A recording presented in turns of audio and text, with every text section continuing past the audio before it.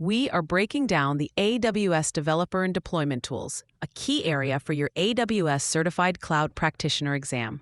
This section tests your understanding of how to automate software delivery and manage infrastructure as code.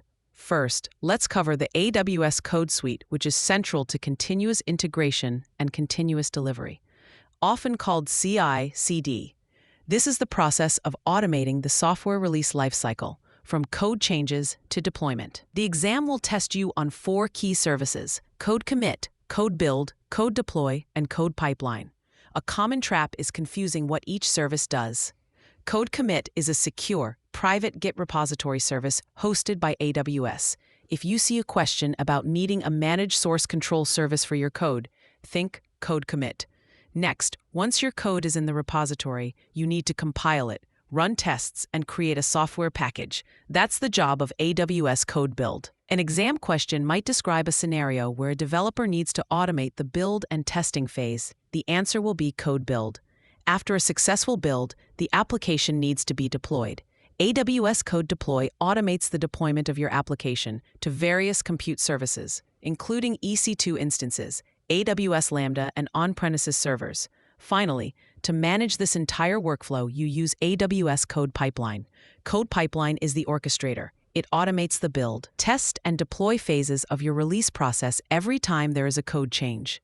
So, if a question asks how to model and automate an entire end-to-end software release process, CodePipeline is the correct service. A simple way to remember the flow is with this phrase: you commit the code, then build it, then deploy it through the pipeline. This mental shortcut helps map each service to its specific function in the CI/CD process. Now, let's shift to 2 other critical deployment tools, CloudFormation and Elastic Beanstalk. The exam loves to test the difference between these two. CloudFormation is an infrastructure as code service. It lets you model and provision all your AWS infrastructure resources using a template file written in JSON or YAML.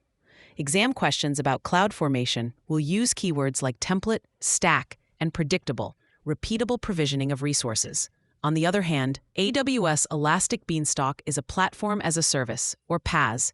It's designed for developers who want to quickly deploy and manage applications without worrying about the underlying infrastructure.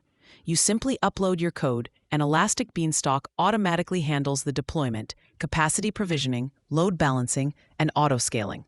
A classic exam scenario will describe a developer who needs to deploy a web app quickly without managing servers. The answer is Elastic Beanstalk. The most common trap is choosing the wrong service. If the question emphasizes developer convenience and abstracting away infrastructure, choose Elastic Beanstalk. If it emphasizes granular control, automation, and managing infrastructure through code templates, the answer is CloudFormation. In fact, Elastic Beanstalk actually uses CloudFormation under the hood to provision resources, but it abstracts that complexity away from the user. For free practice questions, AI-powered explanations, and more exam prep tools, visit openexamprep.com. That's openexamprep, all one word, .com.